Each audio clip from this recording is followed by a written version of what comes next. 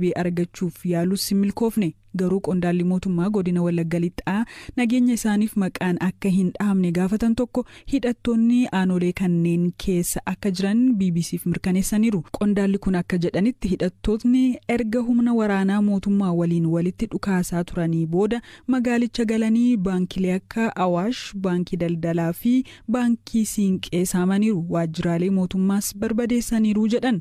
Qondaalli kun hidhattootni kaabinoota irratti xiyyeeffatu jedhamee waan sodaatamuuf hedduun isaanii baqatanii akka bahanis BBCtti himan. Jiraataan magaalaa Mandii maqaan akka hin dhahamne gaafatee fi nageenya isaaf jecha sagaleen geeddarame baankiiwwanii fi waajjiraaleen mootummaa barbadaa'oo akkasumas haala magaalattiin irra jirtu waa'ee lakkoo ammayyuu ittaanaatti himeera. Konkolaataan tokko socho'aa jiru suuqii biltii kibaraa manni namoonni kaan jiraattuun illee mana isaan qabatanii mana keessa jiru ijoolleen ibsaatti qofa mana keessa jiru malee. Ibsaan immoo jira? Ibsaan jira. Gaafan si dubbisu sagalee dhukaasaan dhagaa duuba kee ammas dhukaasatu jira jechuudha? Dhukaasi jiru dirree waraanni injifatamee waan jiruuf waraanni injifatee dhukaasaatu jira. Hidhattootatu waraana mootummaa ree?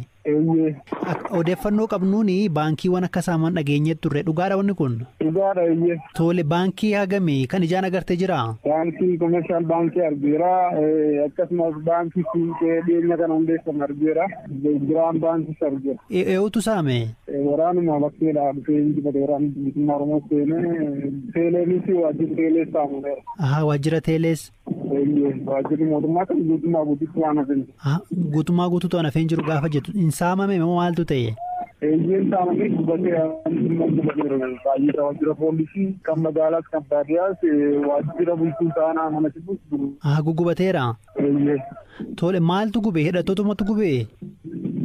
Hidhattoota duukaa namoonni deemanis gubaniiru yaalii akka tattaafii godhaniiru. Maaltu mul'ata fakkeenya baankii kana dura nama beektanatti fakkaata? Maaltu mul'ata? Balballi isaa banaadha? Kana waan tokko hin jiru galmeen guutuun diigamee barbadaa'ee faca'ee waraqata bichaatu mana isaa geejjibte galmeen fuulti galmee guutummaan isaa bittinnaa'eetu jira malee waamsi jiru.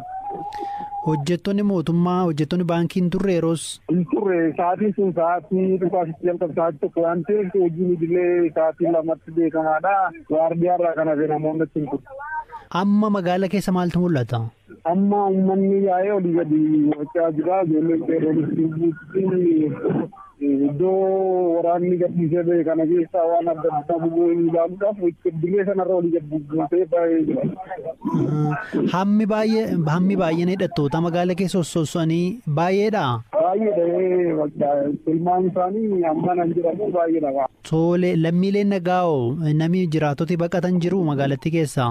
Magaalaa keessa gara baadiyyaatti har'a sosocho'aa jiru. Sagaleen dhukaasaa kana sodaatanii kaleessas immoo dirooniin dhufee marsee deebi'ee kan jedhudha sodaatanii sodaa kanarraan kan ga'u gara baadiyyaatti deemaa jiru. Jiraataan magaalattii biraan ammoo waraanni mootummaa dirooniin haleelaa akka ture himanii namoonni miidhamanis jiru jedhaniiru. Ka'umsi waraanni bilisummaa Oromoo magaalaa to'achuudhaaf dhufe. Kana booda dhukaasii banamee amma galgala sa'aatii tokkotu dhuge.